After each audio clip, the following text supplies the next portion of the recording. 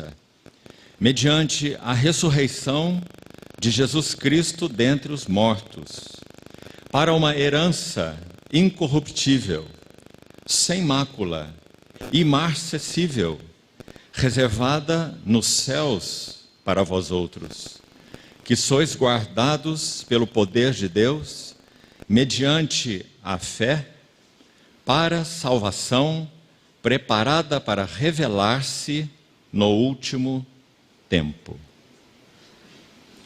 E ainda um texto mais, na primeira epístola de Paulo aos Tessalonicenses, capítulo 4, a partir do verso 13.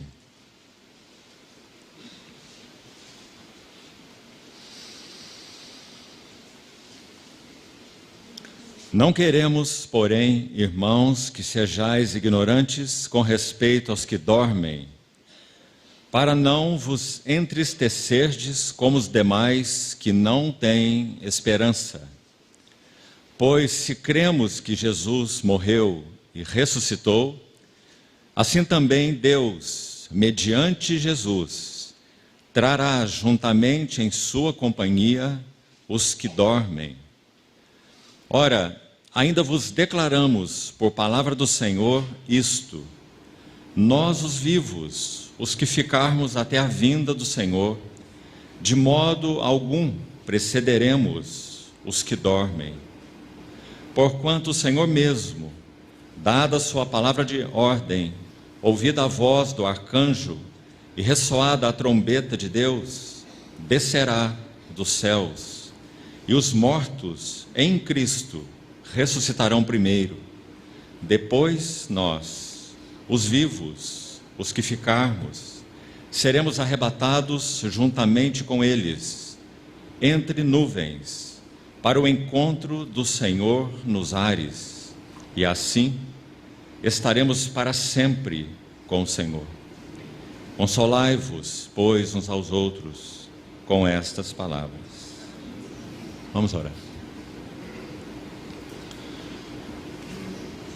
Amado Pai Celestial, somos tão agradecidos porque reservaste Tua palavra escrita, soprada pelo Teu Espírito Santo, e a temos em nossas mãos e em nossos corações. Colocamos Tua palavra lida nessa manhã diante de Ti e Te suplicamos iluminação espiritual.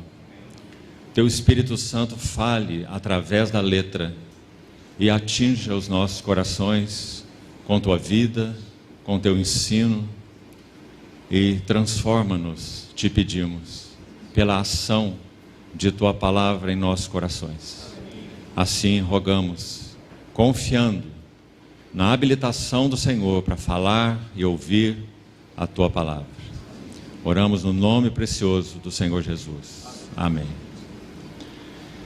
Meus amados irmãos, quando Deus formou o homem do pó da terra, Ele sopra nas suas narinas o fôlego de vida. A palavra hebraica ali, ruach, significa espírito, especificamente. Soprou nas suas narinas o espírito de vida, porque Deus é espírito. Então Ele sopra nas narinas daquele homem formado do pó o espírito de vida. E o homem passa a ser alma vivente. Aí temos uma outra palavra, nefesh, que significa alma. São dois termos distintos. Estou citando aqui para que vejamos que na língua original nós também temos duas palavras, como na nossa versão em português: espírito e alma. Soprou em suas narinas o espírito de vida. Isso constituiu o homem pessoa. Então, a pessoalidade humana, ela é caracterizada por 3 elementos. O que é uma pessoa humana? Uma pessoa humana é um ser composto por espírito humano, que é o seu órgão, a sua faculdade mais nobre, que foi dada a ele pela ação criadora de Deus, para que ali Deus pudesse ter relação com o homem, nas diversas faculdades que esse espírito humano contém. Então essa é a faculdade mais nobre do homem, porque Deus soprou nas suas narinas, naquele que podemos dizer era um boneco de barro, formado do pó da terra, mas soprou em suas narinas o espírito de vida. A segunda parte constituinte do homem que o faz ser pessoa humana é a sua alma, composta então das suas faculdades de pensar, de agir, de decidir, de sentir, né? Então essa alma humana é o que caracteriza o homem como pessoa. Embora seja certo que o órgão e a faculdade mais nobre da pessoa humana seja o seu espírito, porque é ali que ele pode ter relação com Deus e cumprir o propósito para o qual foi criado. Sem essa relação com Deus, é impossível que o homem cumpra o propósito para o qual foi criado. Então, sem dúvida, o espírito humano é a sua faculdade mais nobre. Mas o que caracteriza o homem como pessoa humana não é exatamente o seu espírito humano. O que caracteriza o homem como pessoa humana é a sua alma.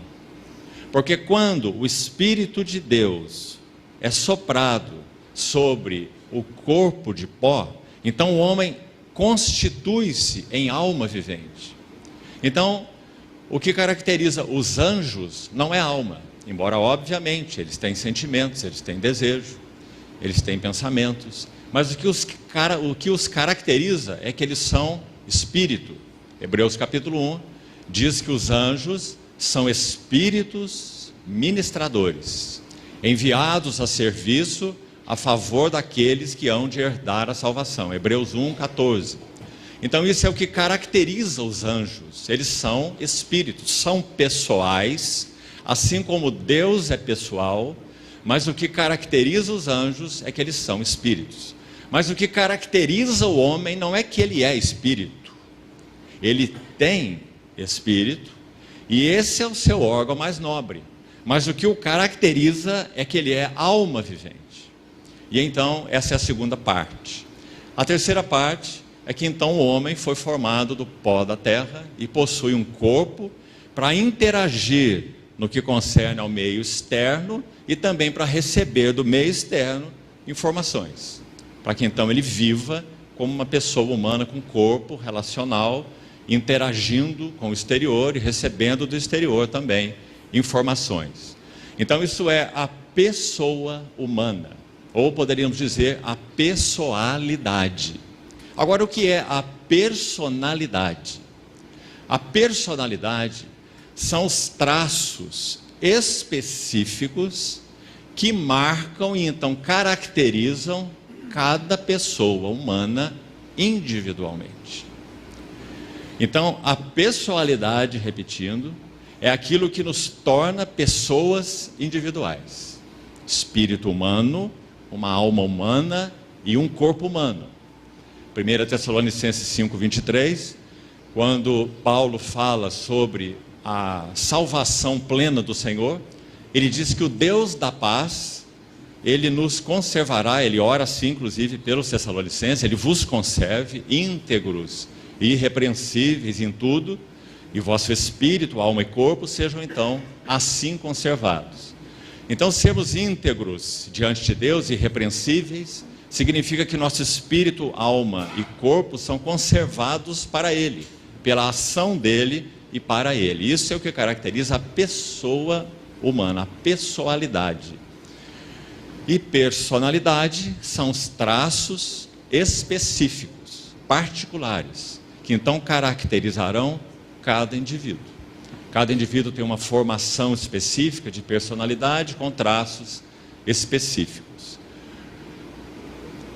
Nosso encargo nessa manhã, principal, é meditarmos dentro das passagens que lemos, tanto de Pedro quanto de Paulo aos Tessalonicenses, usando um relato tão singular em tantos aspectos, assim vamos ver, quando o Senhor opera a primeira ressurreição das 3 que ele realizou